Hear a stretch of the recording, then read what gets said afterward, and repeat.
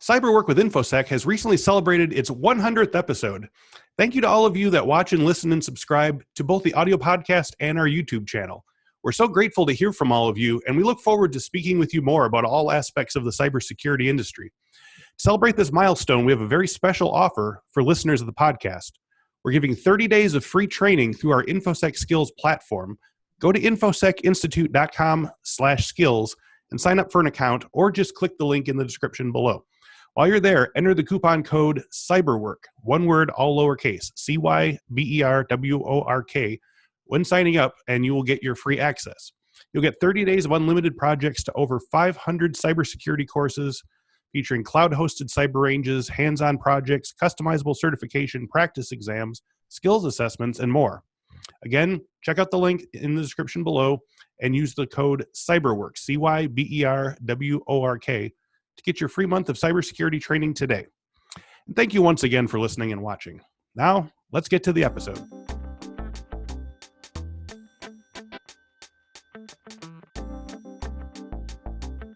Our guest today, John Wagnon, is a course creator for Infosec Skills, including an informative and in-depth study of the OWASP Top 10 list, one of the many topics that we'll be speaking about today. John Wagnon is a senior solutions developer for F5 Network's DevCentral technical community. In this role, he helps analyze and solve complex problems for F5 users around the world. He frequently writes articles and records videos that are featured on the DevCentral website. Prior to his work at F5, John was the communications officer in the U.S. Air Force, where he specialized in ground and satellite networks. After leaving the Air Force, he worked for a technology consulting firm where he analyzed cyber attacks against the U.S. Department of Defense computer systems and networks. John holds a Bachelor of Science in Computer Engineering and a Master's of Science in Computer Networks. John, welcome to the show today. Hey, Chris. It's great to be here. Thanks for having me. It's great to have you as well. So we always start the show, we like to hear origin stories. So tell us where you first got interested in computers and tech, and also where specifically did security enter the mix? Yeah, so computers and tech started really back in college. That was my bachelor's degree, as you mentioned, Bachelor of Science in Computer Engineering. And even back then, I thought, hey, these computer things are going to be around for a while, so let me kind of get into that. Mm-hmm. And so anyway, so that's really where it started back in college, and then continued on with my life in the Air Force. As you mentioned in the little bio there, I was a communications officer in the Air Force doing a lot of computer networking kind of stuff. And then it has continued on with life after that, whether it's some consulting work for the Air Force or DoD, or now with F5 Networks and security specifically. Really after I got out of the Air Force, I really dug into the security side of things. I mean, it's always kind of been in the mix. It's not like you study computers or networking and just don't care at all about security, right? Yeah. Exactly. Right. So it's been in the mix, but really, I would say the last probably 10 to 12 years has been really security focused. So what's the appeal specifically? Was there like a certain aha moment where you realized like this was the fun stuff, or this was the important stuff, or? Yeah, I mean, it is fun and important. And so, I mean, that was part of it, but also when I got out of the Air Force, I loved my time in the Air Force and wanted to stay, connected there. And so I did some consulting work, some contracting work, that kind of thing with the Air Force and DoD.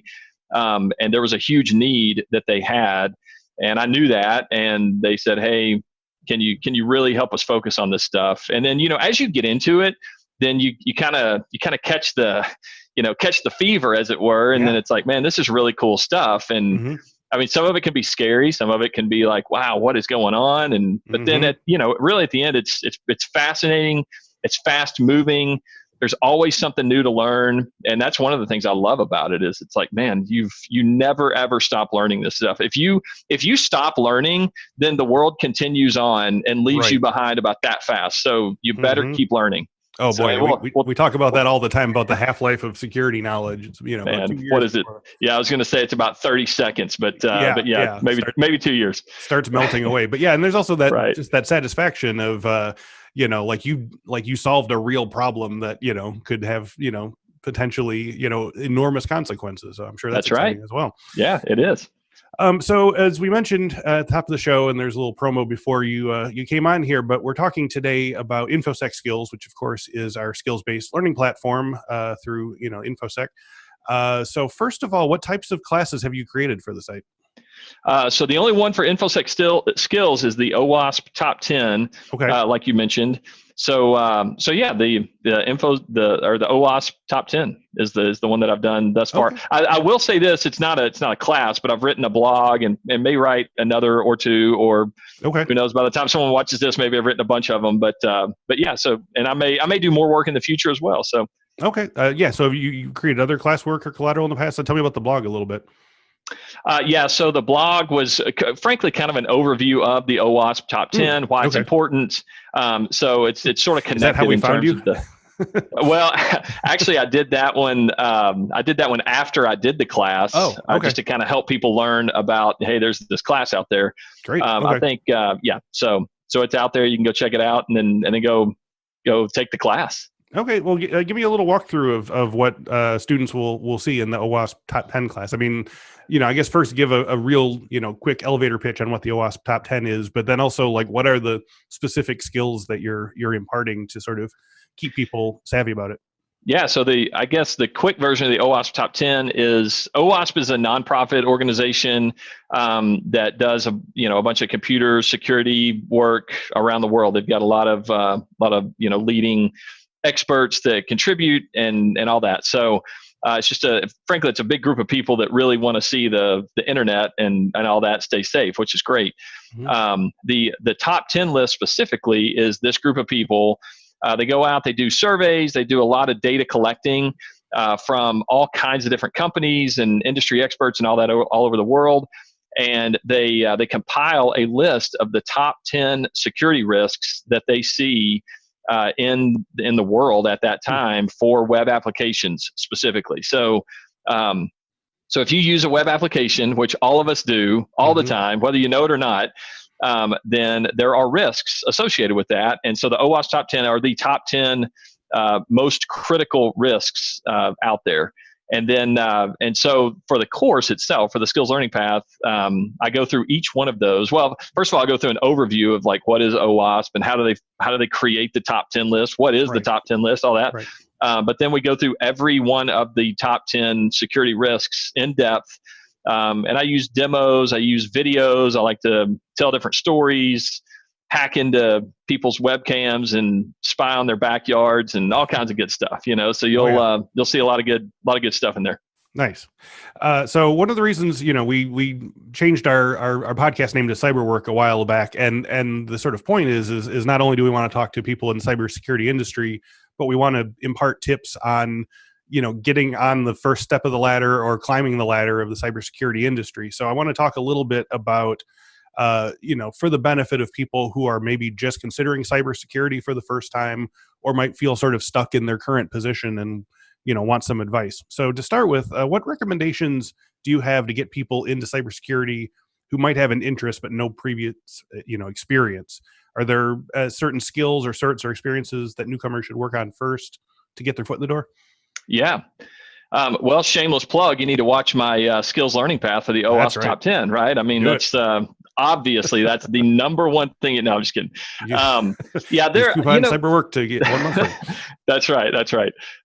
So there are certain certifications you could go after, security specific, like Security Plus or CISSP, Certified Ethical Hacker. There's some, those are three, good ones to kind of take a look at. And then I would say a lot of what we're seeing today, just in general, is this move to automation, move to the cloud. Mm-hmm. I've heard different either business leaders or industry leaders, whatever, say, hey, if I can't automate something today, then one of my primary goals is to figure out how I can automate it tomorrow. Type of an idea.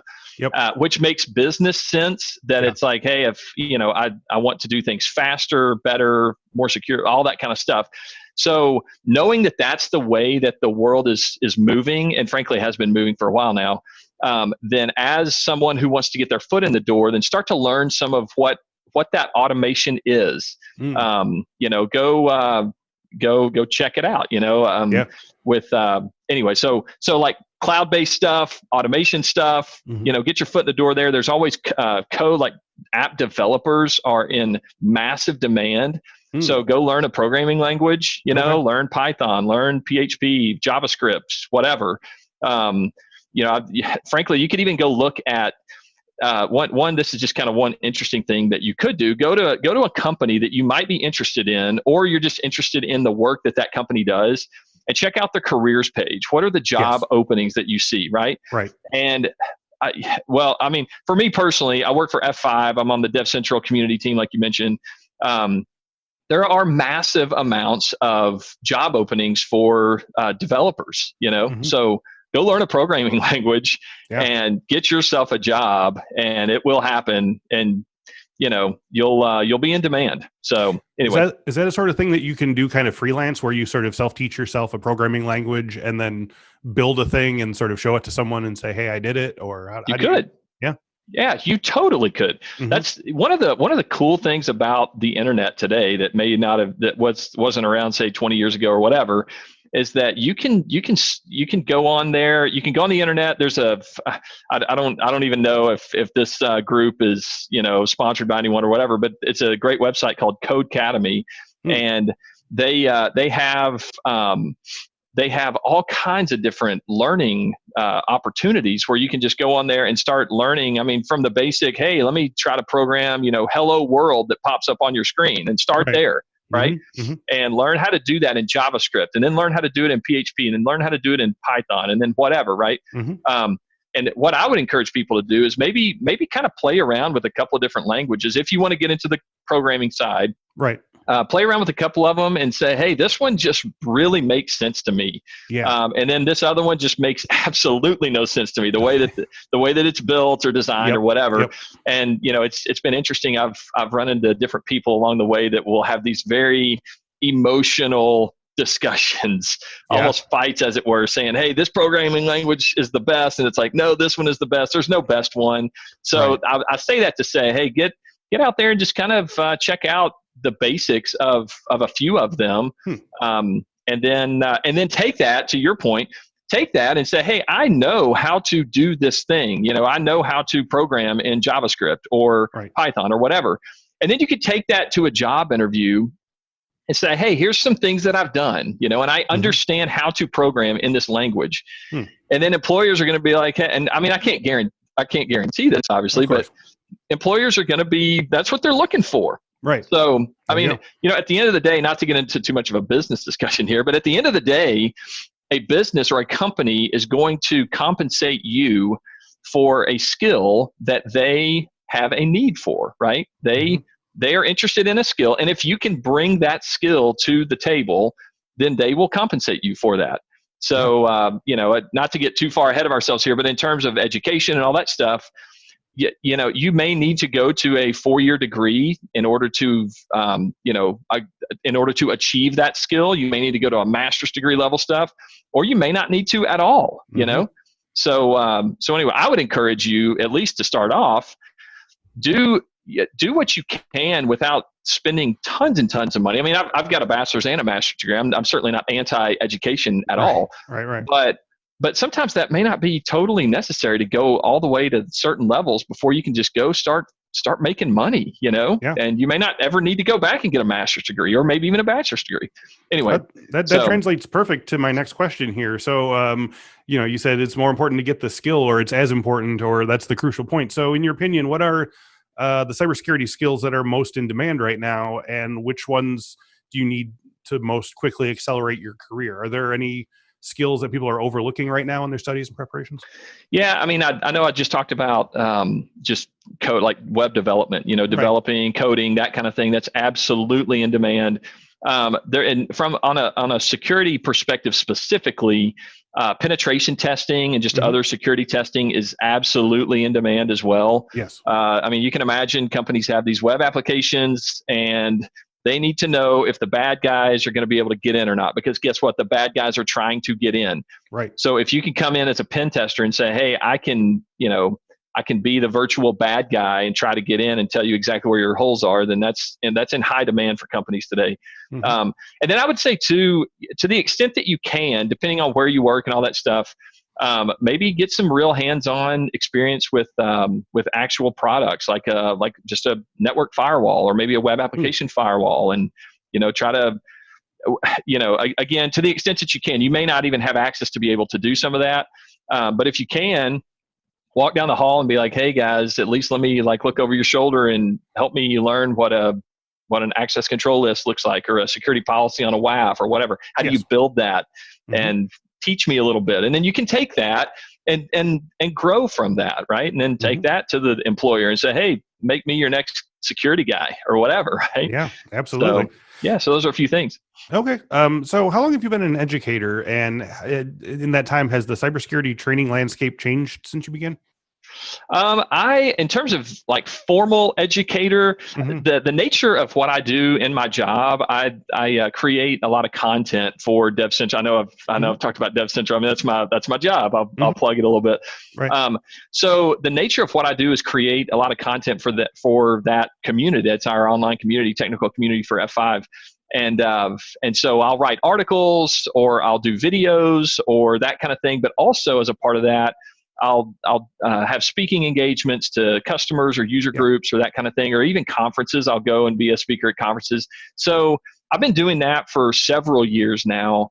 But in terms of the actual, hey, you're going to go sit down in a John Wagnon class, that's going to be the OWASP top 10 skills learning path. Right. So I haven't done as much of that, but I've been in the speaking education, roles for quite a while now. So. Have you seen a sort of a change in the direction in the way people sort of learn, or are what they're being taught and so forth? Yeah, I mean, I would say this kind of goes back a little bit to what I said a minute ago with the 4-year degree versus boot camp versus a skills learning path or whatever. Back in the day, you needed you finished high school, then you go on to get your bachelor's degree. That's just you had to do that, right? Today, that is not the case. Again, I'm not anti-education. Like I said, I've got a master's degree myself, but you do not have to get all of that anymore. You can. I work with a bunch of guys and girls that don't have a bachelor's degree, and they've gone and learned a skill for themselves. Many of which we've just talked about, and they bring that to the company, and the company desires that skill.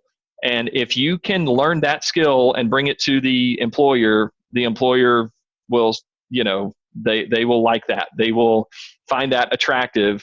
And I can say, really I guess I can speak for myself.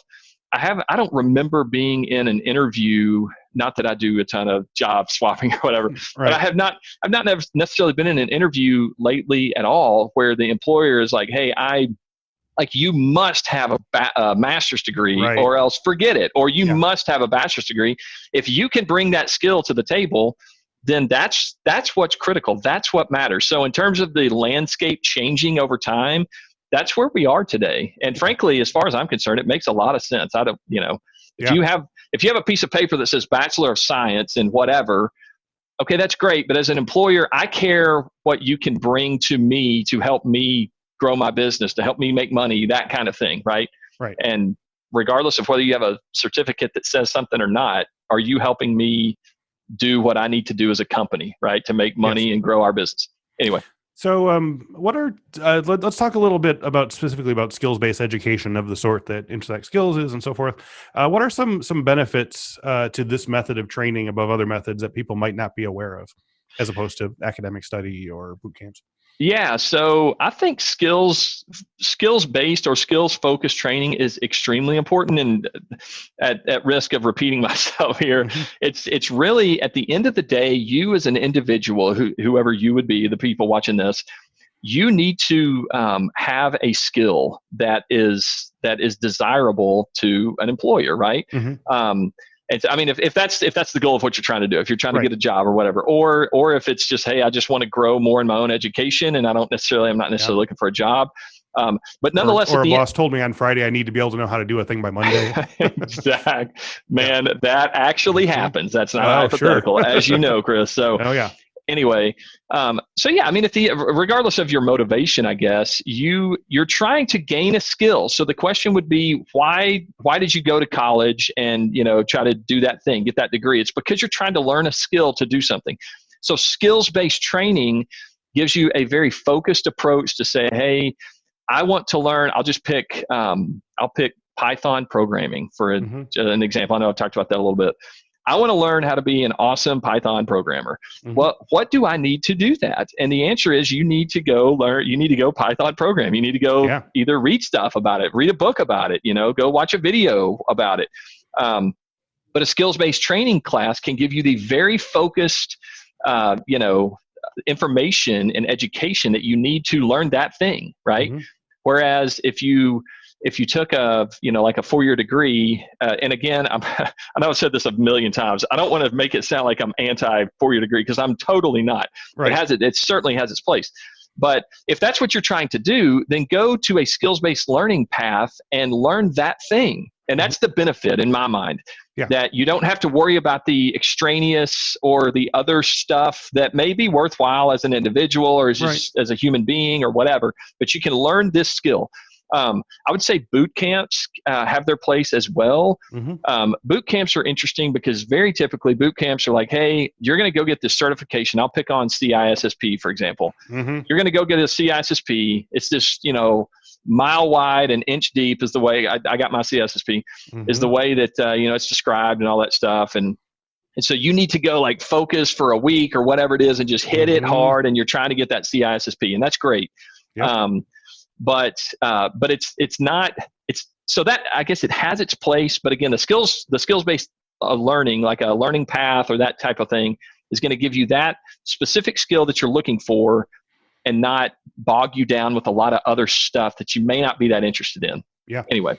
Yeah. And also, I think there's also a difference in what your company needs of you, whether it's like you said, I need to know how to program Python by next week, or, our entire department needs to be CISSP compliant in a month. Obviously there's places where that happens all the time as well. So, as someone who has had, stacks of unread subscribe magazines sitting on my table, or a meditation app that's gone unused for weeks, without a professor assigning weekly tasks, it can be hard to stay on track or meet up with your learning objectives. And so, skills-based, the thing about it is that it's pretty open-ended. You can do it on your own time.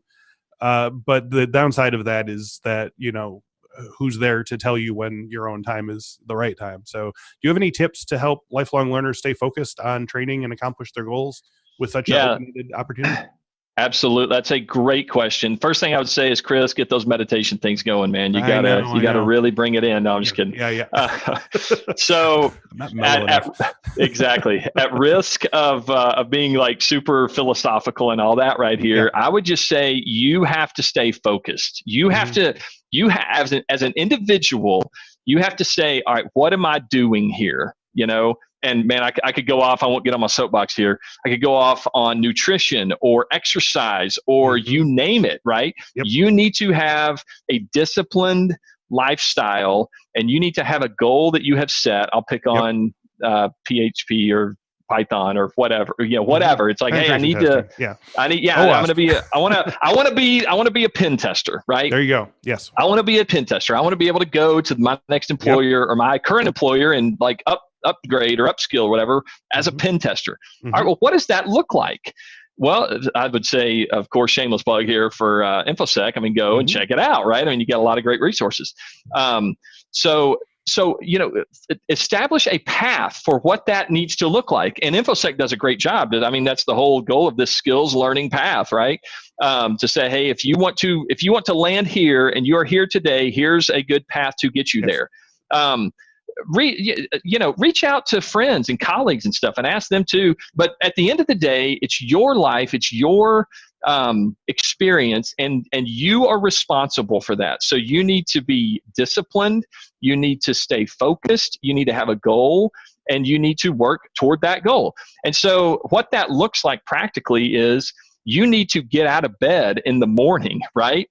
You need to go and, get your blood flowing properly. You need to eat the right kind of foods. You need to engage your brain. And you need to say, hey, I'm going to learn something new today, even if it's just a little bit along this path that I have established. You need to do that. And sometimes people find it good to have like an accountability kind of a person to say, hey, Yep. I'm gonna keep you in check here, or let's do this Yep. together. That's a great thing to do as well. Yeah. Or set a certain hour of the day where I'm absolutely doing this. That's right. And if and when you do that, that's a great practical tip as well. If and when you do that, then you need to do that.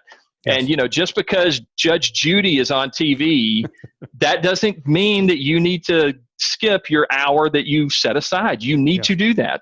So anyway, and I get it. Hey man, I got 4 kids and all that, and I understand how busy life can be. Yes. But that's no excuse. You got to do it, man. So that's the end. There's no like, hey, let me just take this simple pill and boom, I'm going to know it all. No, that's not the way life works. So get disciplined, stay focused, and man, you're gonna love it at the end. But it's gonna take some work. Yeah. There you go. So obviously there's a lot of skills-based education programs out there on the market. So tell me what you think distinguishes the best ones. Like what for a consumer, what should you be shopping for when seeking out skills-based training? Yeah. So I would say find one, number one, that has the content that you're looking for. So if I go back to the pen testing example or whatever, find a place that has something related to pen testing, right?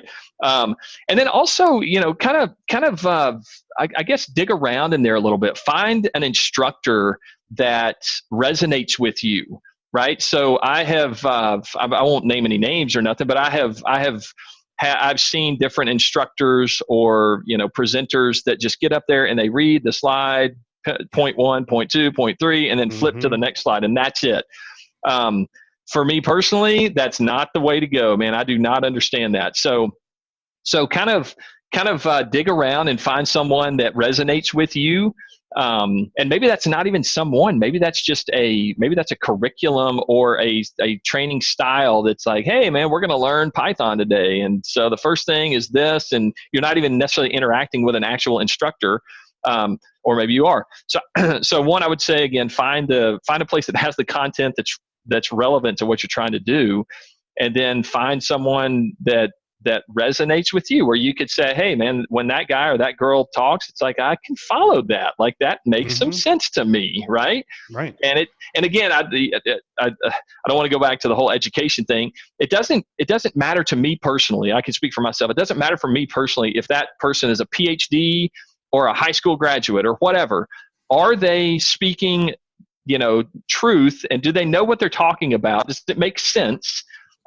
Then bring it on, man. So anyway, so that's what I would say. Okay. So let's jump back to your area of expertise, specifically the OWASP top 10 list. Obviously this is a list that we talked before and should be closely monitored by cybersecurity professionals of all stripes and levels.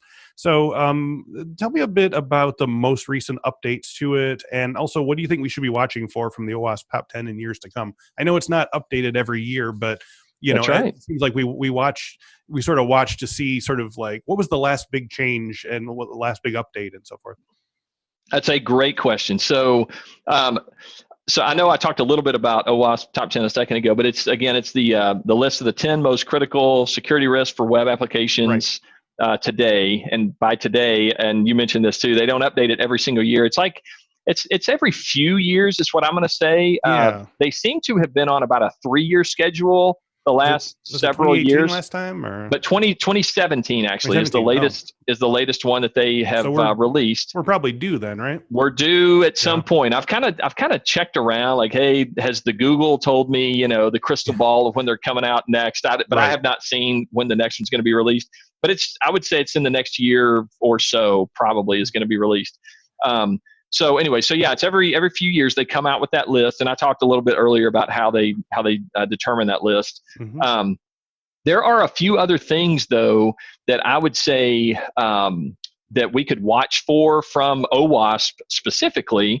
And so while the top 10 list is a great thing, and that tells you, hey, these are the critical security risks that are out there in web applications. They also have they have a ton of information. But one of the things I wanted to highlight is their application security verification standard. It's the ASVS. Okay. And what that does is it's a document or a framework that provides a basis for testing your web applications. and looking at like technical security controls. And it also gives developers a list of requirements for how to develop secure code. That's a huge part of this, the security risks that are associated with web applications.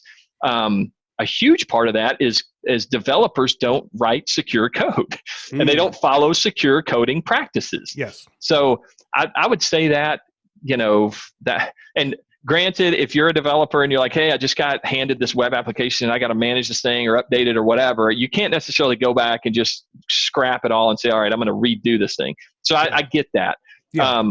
But to the extent that you can, as a developer, if you're a developer, you need to follow secure coding practices. Yes. And help yourself and help those that would come after you or that would use your code or whatever. It's a critically important thing. So, and I guess in terms of what to look for from OWASP, certainly the top 10, but also that ASVS, I wanted to call that out. And then so but we can look for probably a new list. In the next year or so, like we said. Is it a ranked list in the sense that it's sort of like weighted as like the number 1, the most important, number 10 least and stuff? It's over because I feel like I've seen the numbers go up and down in the past. Do you see like any movement of things that are going up or going down or being handled? Absolutely. So yes, it is a rank ordered list. So the number 1 is the most critical, whatever. Okay. And then number 10 is not as critical as it were, but it's still on the list, kind of a thing. Right. And it is also true that these risks will bump up. The 2013 edition was different than the 2017 edition. So, whatever on the 13 may have been number 5, and on the 17 it was number 8 or something like that. So they shift around. And beyond that, you may have had one on the 13 edition that is not even on the 17 edition. Or what has also happened is you may have 2 of them that were on the 13 edition that are now combined into one on the 17 edition, and it ranks at a different spot or whatever. So you'll see a lot of movement like that. There's some pretty cool graphics or images or infographic kind of thing that you can download and see how that movement happens. One other critical thing that I would mention, and I mentioned this in the skills learning path, is that just because the OWASP top 10 list is the OWASP top 10 list doesn't mean that that's your specific company or organization's top 10 list, right? That's not your manifesto, That's exactly right. So it's not an end-all be-all for all organizations across the world. So for example, you've got insufficient logging and monitoring is the number 10 risk on the OWASP top 10 for 2017. So they would say that is not as critical as broken authentication, which is certainly higher up the list. For you as an organization, though, maybe insufficient logging and monitoring could be the most critical thing you've got, right? Yeah. So anyway, so you can do your own testing and run different reports. There's different organizations that'll come in and do testing, whether it's pen testing or like DAST or SAST, type testing.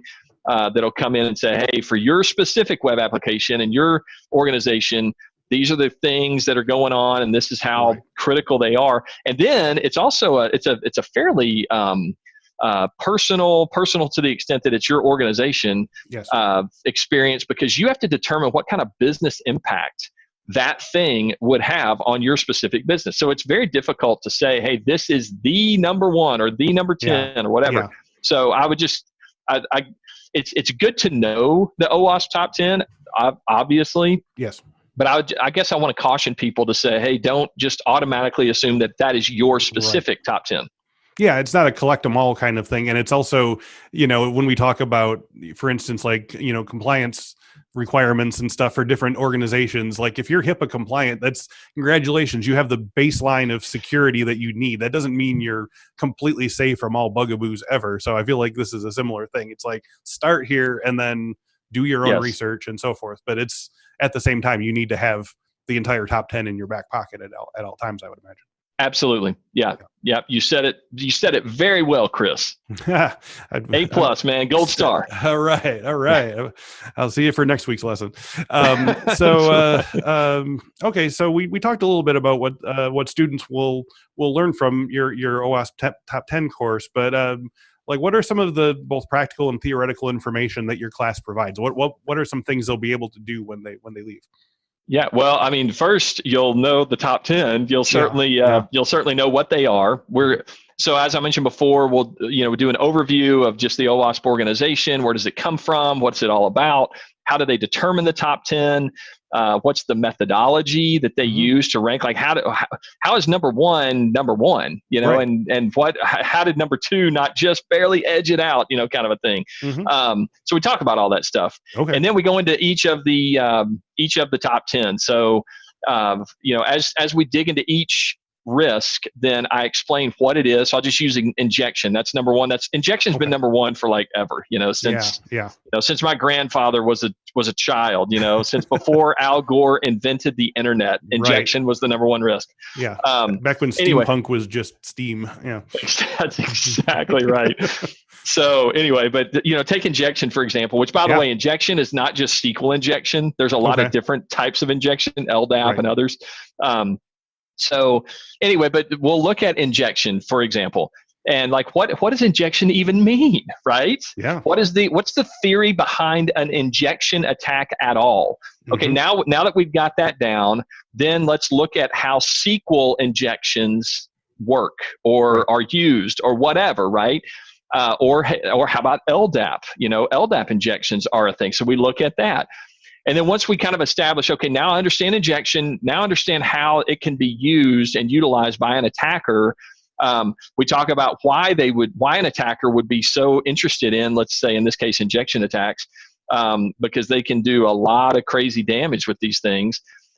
Then we look at, are you vulnerable? Like what are some telltale signs that you and your web application may be vulnerable to this specific security risk, right? And then I tend to finish it up by saying, how can you protect yourself from this specific security risk? So we go through all 10 of them like that. So you're going to learn kind of the basics behind what it is, just the foundational knowledge of what it is. And then we'll get into some details on how it actually works. And that's where some like demos and videos and all that kind of stuff start to come into play. And then I'll talk about, hey, are you vulnerable to this one specifically? And then how can you protect yourself? So once we get through all of that, then hopefully if you've paid good attention and if I've done a good job teaching it, then you would understand, hey, these are the top 10, Yeah. And then hopefully at that point you would have a better just sort of, fundamental understanding of the landscape of the security, world that we live in. Like, hey, attackers are trying to do bad things all the time. This is why. And there's a million ways, but these are the main ones. Yeah. These are the main ones. That's exactly right. There's a lot of ways to break into a house. These are the main ones that people use or whatever, right? So let's look at those and understand that. So hopefully it will elevate your understanding or your awareness of the security world that we live in, whether you know it or not. I mean, this stuff is happening regardless of whether you are aware or not, right? Yeah. So as we wrap up today, where do you see cybersecurity education going in the years to come? Do you see any innovations that we can expect on the horizon? And what are some issues currently with us that you hope will be resolved in this terrain? Yeah, so cybersecurity education is growing, and rightfully so. I mean, it's cybersecurity in general is just, man, it's exploding. Just because cyber, I mean, everyone's using the internet. I was looking at some stats the other day about like Internet of Things and just connected devices, and we got the new 5G networks coming out for mobile and all kind of good stuff. Yeah. So billions of new people joining the internet in the next 5 years or whatever. The report. Right. I mean, everyone on the planet is going to have like 50, internet connected devices or whatever, right? I mean, your stoplight is going to be internet connected or your whatever. And so anyway, so I say that to say, I mean, this whole thing is growing. It is by no means slowing down or backing off or even plateauing. So it is growing. Therefore, cybersecurity education, it continues to grow as well as this stuff changes and grows. And so, anyway, some things that I would say, that you could do as a learner is go out to places like I mentioned on the internet and start to just learn some of these skills, whether it's coding and saying, hey, I can spin up my own, maybe I can spin up my own virtual machine and learn how this computer connects to this computer and learn more about this crazy thing called the, HTTP protocol and how does it all work and whatever, right? And then we start to learn how to secure that thing. And then, whatever it is that you're trying to do, there's so many resources on the internet that you can go to. And I know we talked about like, hey, what makes a good one or a bad one?